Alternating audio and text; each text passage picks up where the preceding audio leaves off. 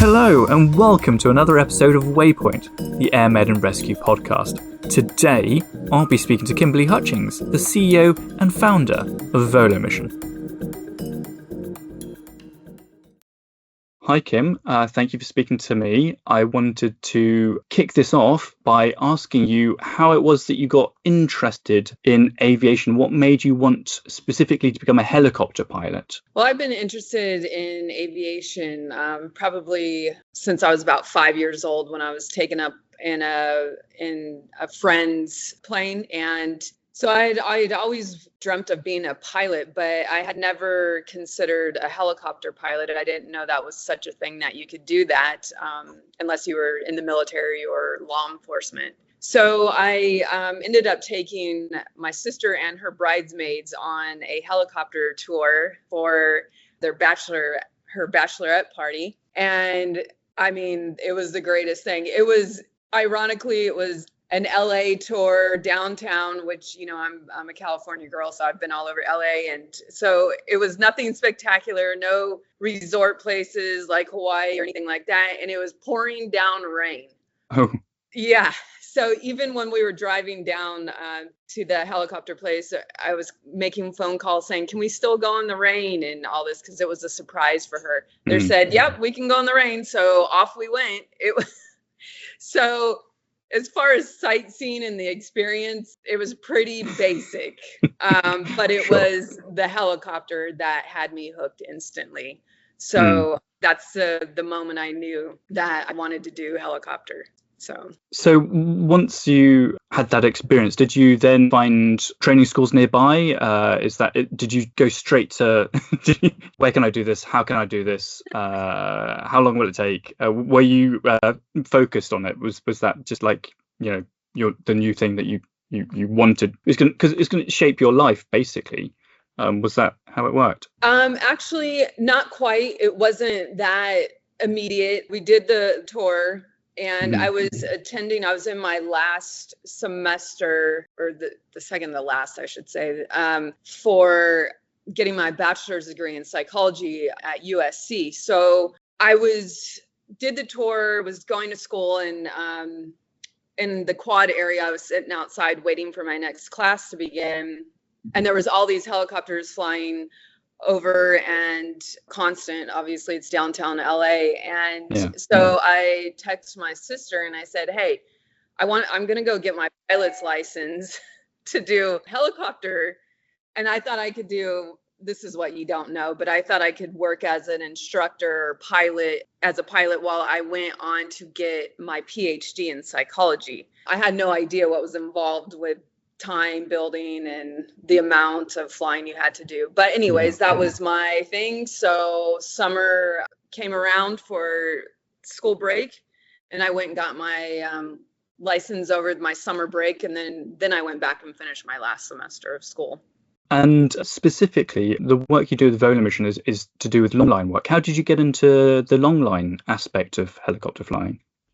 So I'm not, I've never worked as a commercial rated pilot out doing commercial work. That's my husband. That's where we got into the long line. He's a long line pilot. So I met him through the flight school that I was going to. And then after we got married, and then we decided to start a business of our own. And then that was where Volo Mission, the external load stuff, started coming in.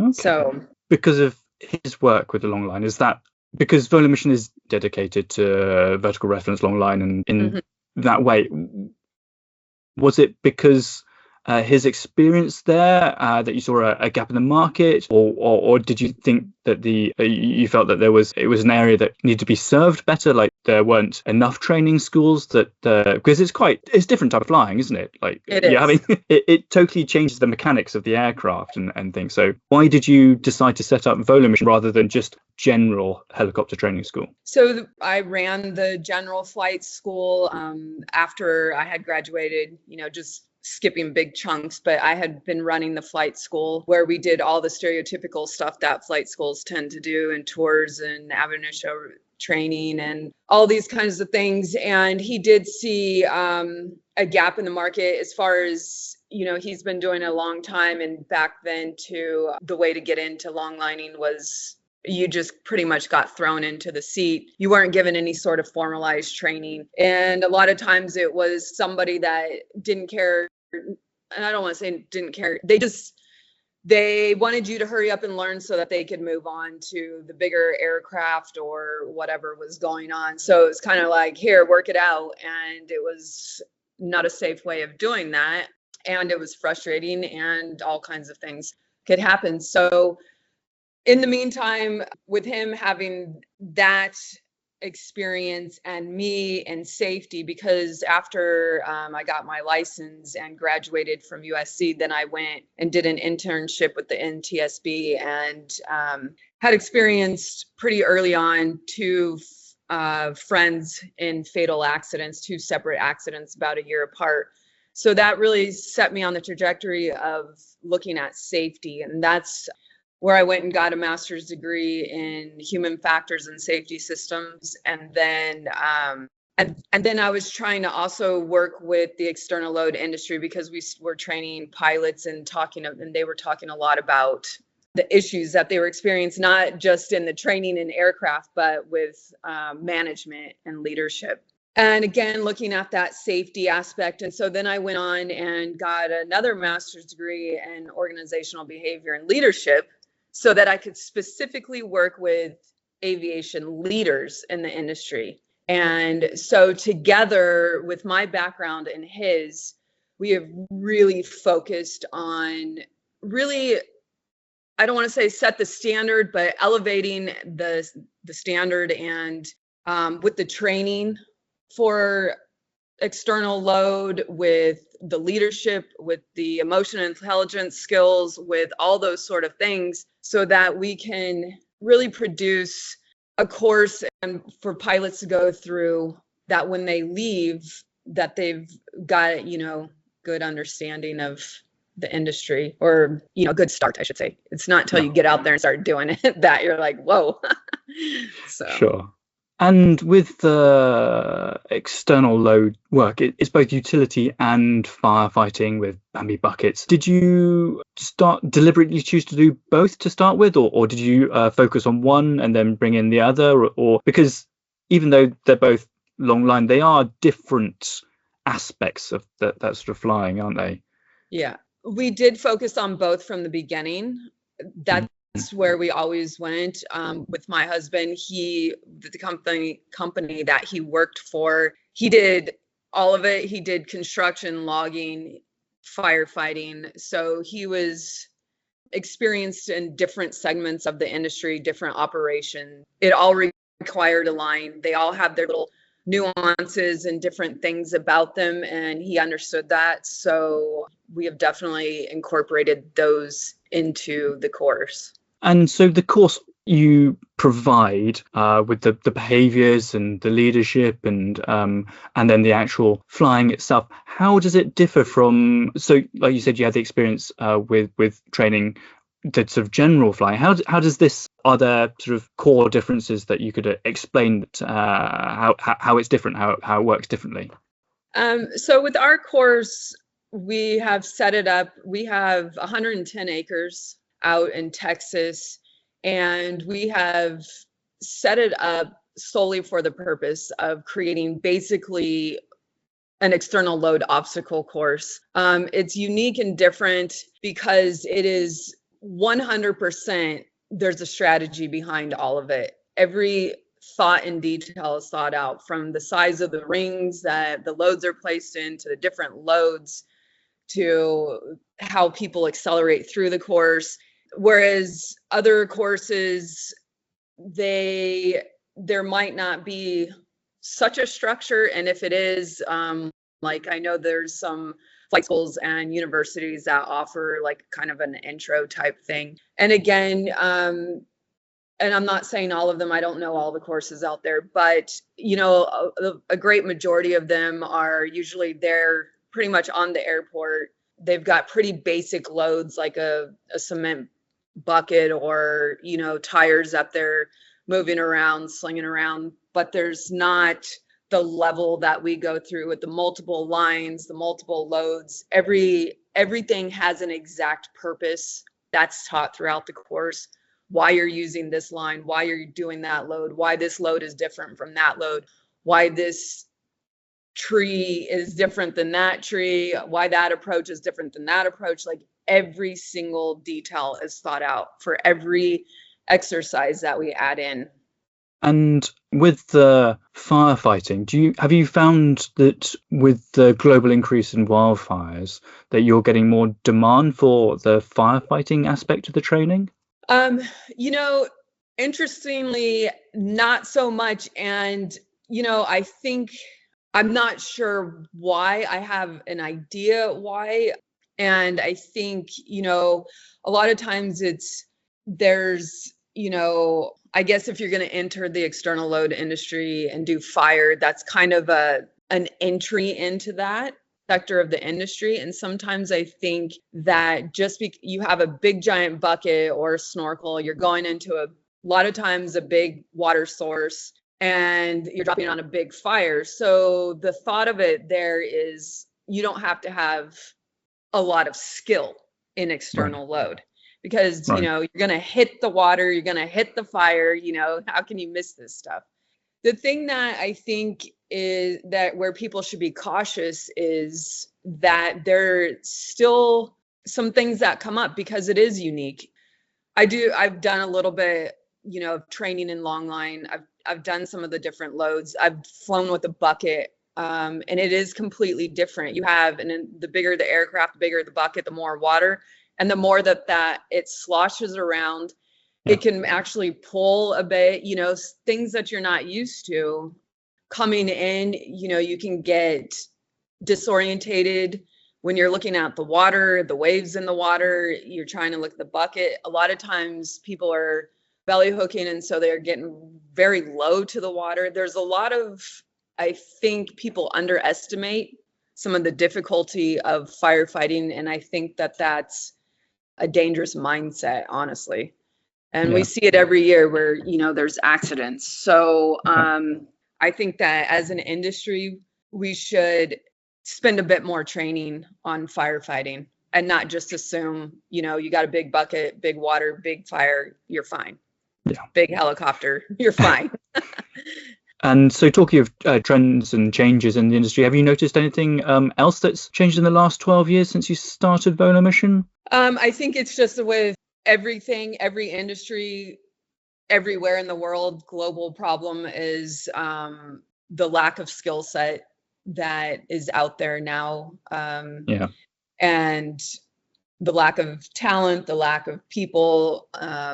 And so that's become a real problem in external load as well. And then when you're dealing in a sector that requires advanced skill set in helicopters, then, it's becoming more and more of a problem. And more hours on a piece of paper don't necessarily equate to a better skill. So there's definitely more training that's needed now ever than before. And talking of lack of people in the industry, one of your roles in your voluntary way is you're the immediate past president of Whirly-Girls, and you're still on the board of directors. Can you tell me a bit about Whirly-Girls and what it does? Yeah, so Whirly-Girls is a nonprofit, and it's for female helicopter pilots.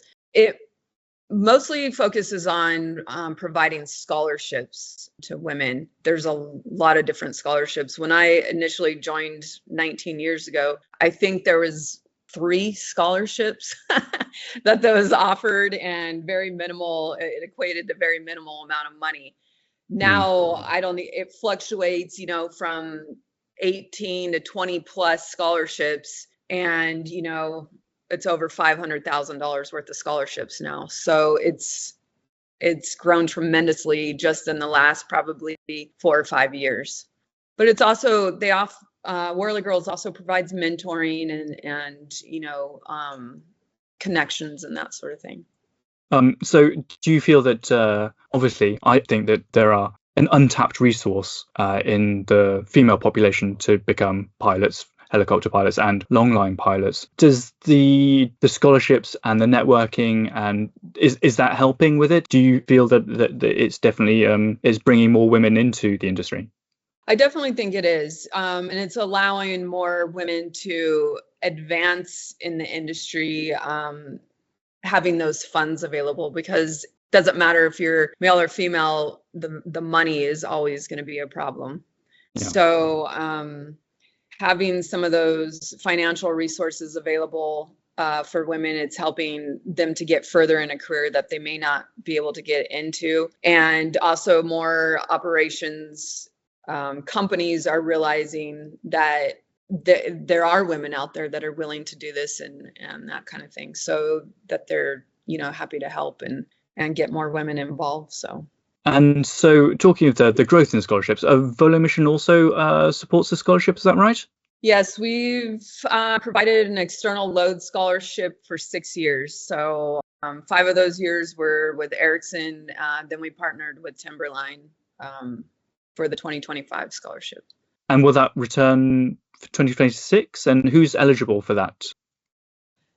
We're looking at that right now. And as far as the returning, we have the Ladies a Long Line that we've been doing. So we're looking at that as well. But if you're eligible, I think we put criteria in place, because the idea with that external load scholarship is that it's not just scholarship for somebody to try external load or put it on their resume. It's when we put that out there, it's because you want to go work. So usually, our hour requirement is around 1,000 hours, and that's because that's the company's hiring. They want to see 1,000 hours. So 1,000 to 15. So that's what we put on there. Commercial pilot, basically that you're ready to go get picked up by a long line or an external load company. So and you mentioned the Ladies a Long Line. Can you tell me a bit more about that and how that's structured? Yeah, so Ladies a Long Line, again, it really was an idea, and it started coming together because we have been offering these scholarships for women through the Whirly-Girls. And so meeting some of these women and watching them go on and have successful careers has been very rewarding for us to see. We're very happy to see them do that. And me as a woman, and also trying external load myself, doing long line training, I thought it was actually in 2021 when I went through part of the course with one of our scholarship recipients. And I got in there and I started doing, I've been watching this go on for years. And I've heard my husband talk about it for even longer. And I thought, what, it's about time I'll give it a try. And then I was hooked instantly. So I thought, oh my gosh, there is no reason why this is ridiculous that more women should not be out there doing this. It's, and so I thought about it for a while and thought how I could get more women involved. And then I thought, what, I'm going to do an event so that they can learn about it.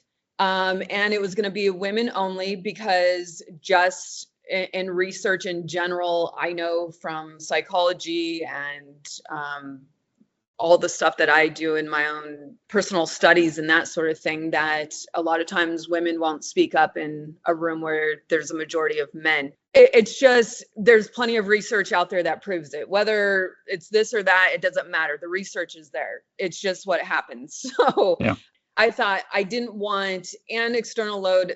It's a tough industry. Even a lot of men won't speak up in a room sometimes when it comes to that. But I wanted them to come out and feel that they could ask any question that they wanted and not be afraid to say anything or ask, that it might sound dumb or they didn't understand. And I wanted them to learn about the equipment, to hear what things were, because it does have its own little language. So understanding what that stuff is, and if you want to apply for a job, to know what you're talking about and have a basic understanding, and also see what it is, what they do with it. Because I know even entering, when I was going through my flight training, a lot of people think, I'm going to go into EMS. That's usually where a lot of people want to end up, is EMS.